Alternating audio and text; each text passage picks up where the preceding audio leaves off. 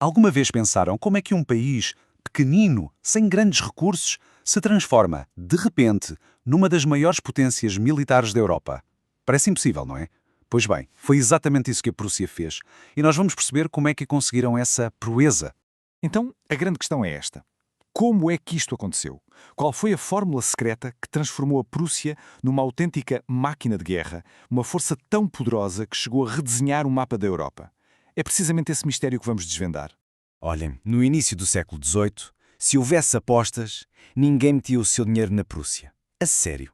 Era um conjunto de terras espalhadas, um país essencialmente agrícola, sem grandes tesouros ou riquezas. Mas algo estava prestes a mudar.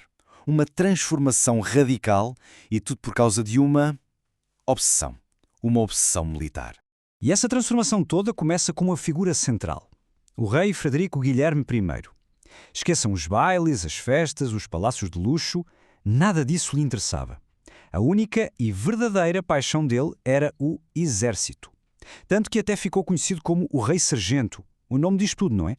E acreditem, ele não estava mesmo para brincadeiras. Durante o seu reinado, o exército prussiano mais do que duplicou de tamanho. Passou de 38 mil para uns impressionantes 83 mil soldados. Para termos uma noção do que isto significa, pensem que praticamente todo o dinheiro do Estado era canalizado para os militares. Tudo para o exército. Ok, mas esperem lá. Como é que se arranja tantos soldados sem levar o país à falência? Bem, eles tiveram uma ideia genial que mudou completamente as regras do jogo, o sistema cantonal. A lógica era bastante simples, na verdade. Dividiram o país todo em distritos, os tais cantões, e cada um destes distritos tinha uma cota, ou seja, era obrigado a fornecer um número específico de recrutas para o exército. Era, no fundo, uma versão super organizada e eficiente do serviço militar obrigatório, muito à frente do seu tempo. Então imaginem a vida de um rapaz do campo naquela altura. O seu destino estava praticamente selado à nascença. Assim que atingia a idade adulta, era levado para um treino militar duríssimo, brutal mesmo, mas depois voltava para a quinta. A vida dele passava a ser dividida, uma parte do ano no quartel, a outra a trabalhar na terra. Desta forma, o exército e a agricultura ficaram completamente interligados. Só que a paixão do rei sargento pelo exército tinha um lado, vamos dizer, um bocadinho estranho. Ele não queria apenas um exército grande e forte, não. Ele queria um exército que se destacasse. E quando digo destacasse, é no sentido literal da palavra. Esta obsessão dele chegou a um extremo inacreditável. Ele criou uma unidade de elite especialíssima, conhecida como os Gigantes de Potsdam. A regra era simples. Para entrar, um soldado tinha de ter no mínimo 1,83 m de altura. O rei gastava fortunas a recrutar e, sim, às vezes até a raptar homens altos por toda a Europa. E agora, a parte mais irónica disto tudo. Este regimento, que custava uma fortuna, nunca, mas nunca, lutou numa batalha. Servia apenas como uma espécie de guarda de honra pessoal, para o rei poder admirá-los. Ora bem, em 1740, o rei sargento morre. Quem sobe ao trono é o seu filho, Frederico II. E aqui as coisas mudam radicalmente.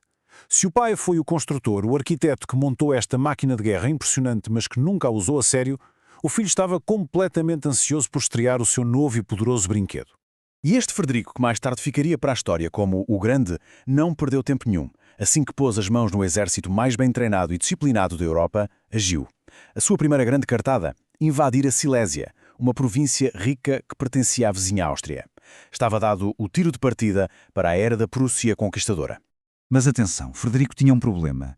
Os seus inimigos tinham muitas vezes exércitos bem maiores. Por isso, lutar da maneira tradicional, frente a frente, era um risco enorme. Ele precisava de ser mais esperto. E foi por isso que ele aperfeiçoou uma tática militar absolutamente genial para a época, a chamada Ordem Oblíqua. O conceito base era simples: evitar um choque direto ao longo de toda a frente de batalha. E como é que isto funcionava na prática? Era muito inteligente. Em vez de atacar de frente com toda a força, Frederico concentrava o grosso do seu exército para atacar apenas um dos lados, um dos flancos da linha inimiga. Enquanto esse flanco atacava com uma força esmagadora, o resto do exército prussiano ficava mais atrás ou até fingia recuar, para enganar o inimigo. O objetivo era simples: romper a linha naquele ponto mais fraco. Uma vez quebrado, o resto da formação inimiga começava a desmoronar-se. Pensem numa fila de dominós a cair. Claro que o sucesso não vinha só de táticas inteligentes. O exército prussiano era temível por uma combinação de fatores: uma disciplina de ferro, treino incessante e até alguma inovação tecnológica. Vamos então espreitar por dentro desta máquina de guerra e ver as peças que a compunham. O grande segredo da infantaria era treino. E mais treino. E depois, mais um bocado de treino. A repetição era levada a um extremo tal que um soldado prussiano conseguia carregar e disparar a sua espingarda cerca de 4 vezes por minuto. Isto pode não parecer muito hoje, mas para a época era uma velocidade estonteante. Dava-lhes uma vantagem de poder de fogo absolutamente crucial. O exército funcionava como uma máquina perfeitamente oleada, com várias peças. Primeiro, a infantaria, com a sua disciplina lendária. Havia um ditado na altura que dizia que o soldado prussiano tinha mais medo do seu sargento do que do inimigo à sua frente. E isso diz tudo. Depois, tínhamos a cavalaria, com os famosos hussardos, unidades super agressivas, perfeitas para reconhecimento e ataques relâmpago. E por fim, uma grande inovação, a artilharia a cavalo. Basicamente, canhões que podiam ser movidos muito depressa, aparecendo onde o inimigo menos esperava. E o grande teste a esta máquina de guerra chegou com a Guerra dos 7 Anos. Foi um autêntico David contra Golias. De um lado, a Prússia. Do outro, uma coligação gigantesca que juntava potências como a Áustria, a França e a Rússia. Olhando para os números, a Prússia não tinha qualquer hipótese. E, no entanto, contra todas as probabilidades, sobreviveu.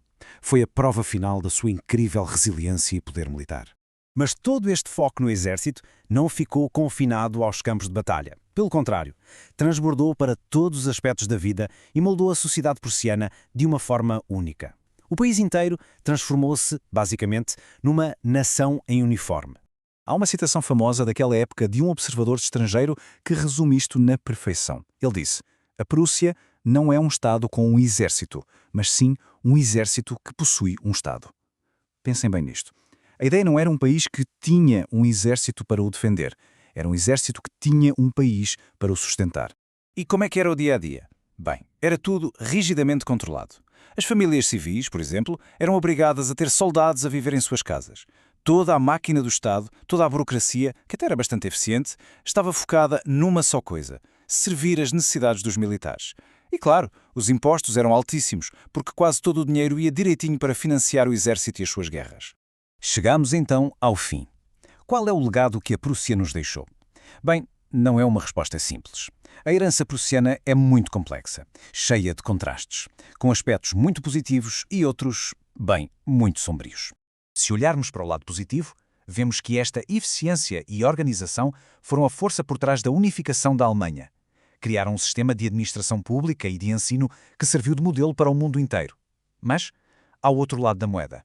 Esta mesma cultura criou uma sociedade que valorizava a obediência cega à autoridade e promoveu um militarismo extremo, agressivo, cujas consequências na história europeia e mundial foram, como sabemos, absolutamente terríveis. Isto deixa-nos com uma pergunta final para refletir.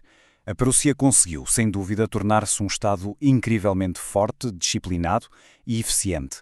Mas o custo foi altíssimo. Uma sociedade onde o indivíduo contava muito pouco e onde a autoridade era inquestionável. E a questão que fica no ar é esta: para se atingir essa eficiência e essa força, vale a pena pagar um preço tão alto?